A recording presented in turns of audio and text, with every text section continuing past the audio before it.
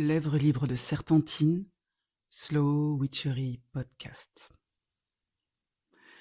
Lorsque j'ai décidé de changer mon rapport à ma présence sur les réseaux, j'avais établi une liste de sujets dont celui-ci.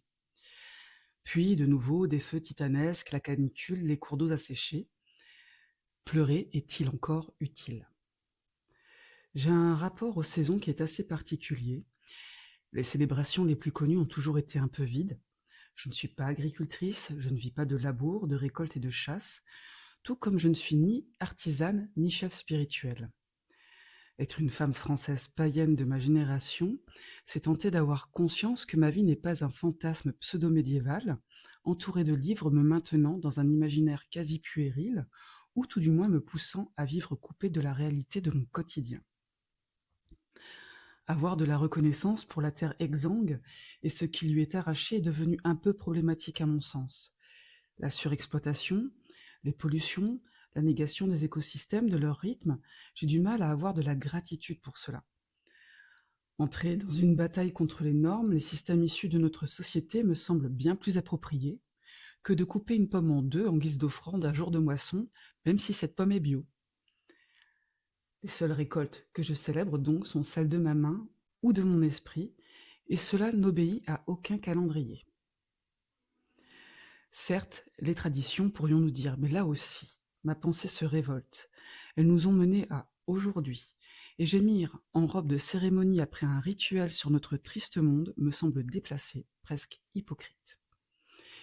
Ici et maintenant, je ne peux que me raccrocher aux cycles célestes qui ne peuvent être bouleversés que si c'est le cosmos lui-même qui en décide.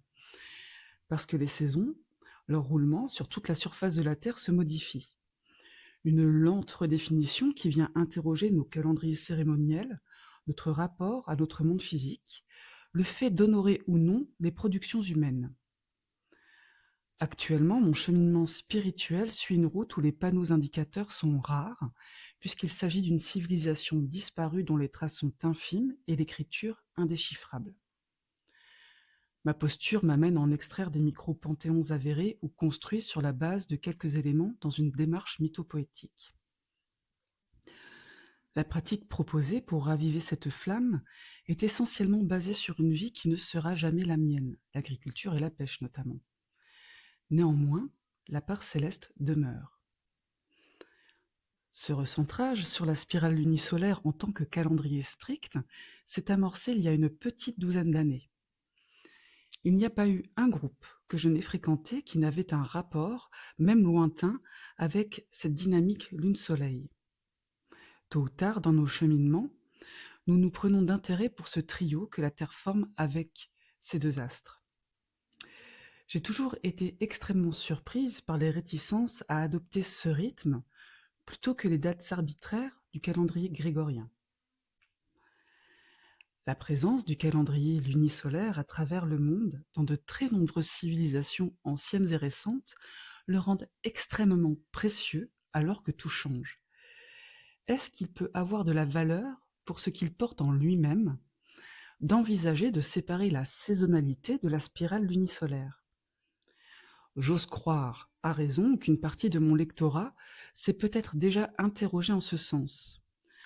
Après, libre à chacune, chacun de rester sur les systèmes utilisés de nos jours, ou si l'audace les poussera vers une mise en œuvre malgré les inconnues inhérentes à cet exercice. Qu'est-ce qu'une saison ? En Europe occidentale, nous avons peu ou prou une saisonnalité perçue comme dominante. En général, 4 saisons ayant des caractéristiques bien établies. Pourtant, nous ne pouvons que constater, avec tristesse, que les anomalies se multiplient. Les sécheresses historiques de jadis du temps naguère sont quasi annuelles pour quelques régions. Les pluies colériques emportant tout se déversent abruptement sur des terres incapables de les encaisser. Comment honorer ce qui disparaît ? C'est une des questions sous-jacentes qui revenait tout au long de mes pratiques. Les morts sont sûrs, ils ont existé, poursuivent leur œuvre d'une autre façon après la mort, selon ma croyance. Mon corps existe, faillible, mais à moi, ma famille, mon foyer, mon territoire en mutation et les cieux. Tout cela dessine la trame de mon univers. Ainsi, je préfère suivre la spirale sur laquelle je suis à la fois le centre et un satellite. Les saisons sont temporalisées dans notre calendrier par les équinoxes et les solstices, si bien qu'ils auraient des énergies particulières que nos saisons leur prêtent. Alors devient plus persistante l'idée que ce sont nos modes de vie qui ont coloré la spirale plutôt que l'inverse. La course lunisolaire, composée de 4 étapes, s'affranchirait de tout cela dans mon esprit fertile, et de la saisonnalité également. Les valeurs de lumière et d'obscurité prendraient une nouvelle dimension, le jour, la nuit, les entre-deux. Avec un culot monstrueux, j'ai placé ces jalons qui ont fait réagir vivement dans mon entourage à l'époque. D'autant plus fortement que je décrétais que la saison claire s'étendait du solstice d'hiver au solstice d'été, augmentation et apogée de la lumière, et la saison sombre de celui d'été à celui d'hiver, diminution et paroxysme de l'obscurité. Un bouleversement quand l'habitude est de voir l'été comme une saison lumineuse. Les équinoxes marquent l'équilibre, le cœur de chacune de ces saisons, une limitée de courte durée proposant un temps de bilan à mi-parcours. Les seuils. Si je vivais les équinoxes comme un bref instant immobile et les solstices comme un top départ, les transitions vers les saisons sombres et claires me semblaient bien plus lentes. Étendant leurs influences bien avant le jour solsticial, ils nous plongent dans des liminalités longues, nous faisant apprécier la saison en cours. La position de la lune claire et de la lune sombre étant primordiale pour établir les seuils, je trouvais alors pertinent de faire durer cette période sur un mois lunaire. Leur calcul se basant sur un axe constellaire symbolisant la vie et la mort, Taureau-Scorpion, privilégié par plusieurs sociétés, fut retenu. J'ai bien conscience que ce ne sont pas les seuls, mais à mon niveau, c'est déjà pas mal.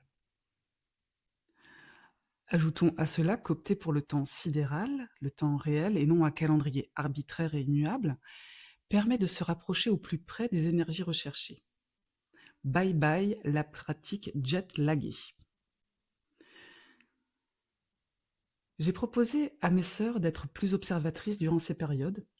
Les retours obtenus ont validé mon postulat. Pour les personnes sensibles au corpus celtisant, c'est tout simplement la détermination de la date lunisolaire de Beltane et Samhain, les personnes qui prononcent ça correctement, le prononceront correctement dans leur tête, pour vous donner une idée. Les seuils sombres et clairs se produisent entre les solstices et les équinoxes. Ils sont l'occasion de travaux de longue haleine, d'engagements spirituels particuliers, de préparation. Personnellement, je ne comprenais pas pour quelle raison j'étais azimutée ou très intérieure avec des contacts défunts dans ma vie onirique de façon assez cyclique. La compréhension de ce système m'a donné l'opportunité d'appréhender et d'accompagner mon vécu mystique. La conscience que ce qui est exposé ici peut être problématique et perfectible est indubitable. Il m'a fallu beaucoup de temps pour partager cette réflexion couplée d'études et d'expérimentation. Se sentir légitime dans ce type de démarche est ardu. Les critiques et les doutes reçus sur les germes de cette vision calendaire ont été multiples. Je ne comprenais pas le fait de nier certains éléments historiques sur le calcul des dates, par exemple. Comment adhérer à des dates issues d'un calendrier hérité du judéo-christianisme, niant l'aspect lunisolaire dans l'établissement des célébrations saisonnières? Le but n'est pas de froisser ou de chercher les coups. Lorsque l'énergie et l'envie seront là, je soumettrai des articles barbants sur les calculs calendaires utilisés et leurs raisons. En attendant, je suis très reconnaissante envers les personnes de la tradition Appelbranch qui ont mis en ligne leur calendrier lunisolaire qui a décomplexé ma perception et soulagé ma solitude. Je suis également heureuse de trouver des contenus pagano-sorciers se basant sur l'astrologie sidérale comme celui que propose Mystic Moon, mais également les travaux de Jenna Tilindru qui ont participé à la construction de ma réflexion. Et je suis certaine que ce ne sont pas les seules personnes qui ont ce type de démarche. En attendant, merci de votre intérêt et je vous dis à bientôt.